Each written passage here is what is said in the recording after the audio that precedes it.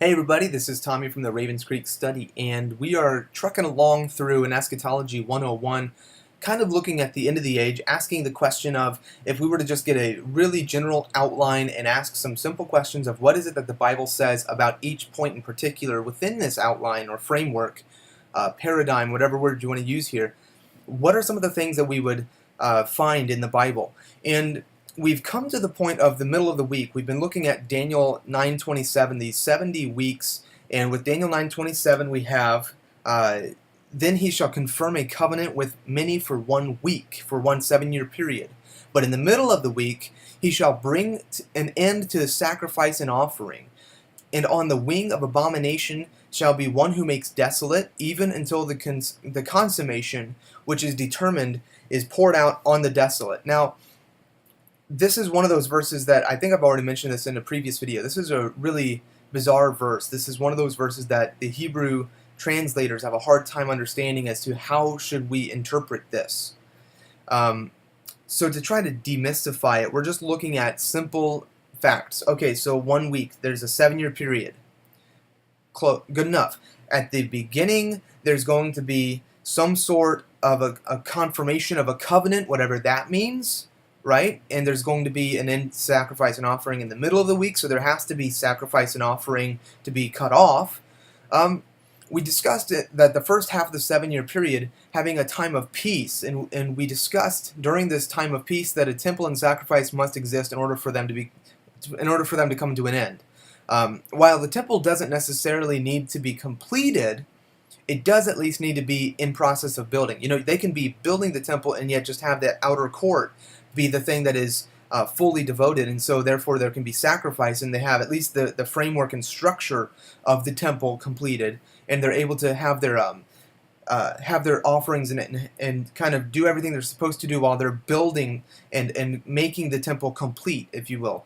In the middle of the week, we find 3 things emerge.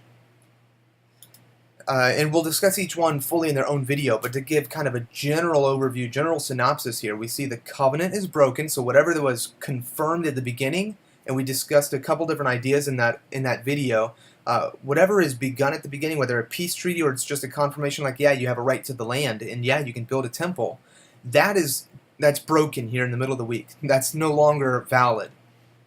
The Antichrist is revealed, and it's not that we wouldn't be able to see who he is from before this, but that in other places of both Daniel as well as the book of Revelation, we find that the figure that we would really call that Antichrist, and in 2 Thessalonians 2, the man of sin, or the man of lawlessness, who sits himself in the temple of God, that man is revealed here in the middle of the week, and we find that the abomination of desolation is erected. These 3 things mentioned give us a good compass to understanding the prophetic and eschatological scriptures in both the New and Old Testaments. What I'm saying here, when you read the prophets, oftentimes they can give big, general, sweeping statements. And you go from kind of that first part of what we would see as the last 7 years, and suddenly they're speaking of the very end, and there's like nothing in between.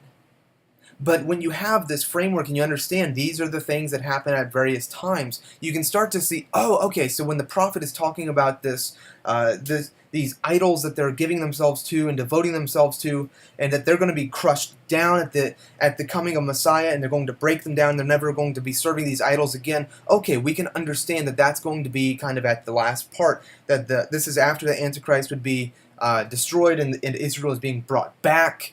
These are the things that we can understand, whether in the New Testament or Old Testament. We can understand the words of Jesus better. We can understand the words of the apostles. All of it comes together when we can have a better framework of understanding where each little piece fits. So, kind of a short video here as an introduction to the middle of the week, but with that I want to end. These are the 3 things we're going to look at in this little series. I guess until the next video, grace and peace, and I bid you farewell.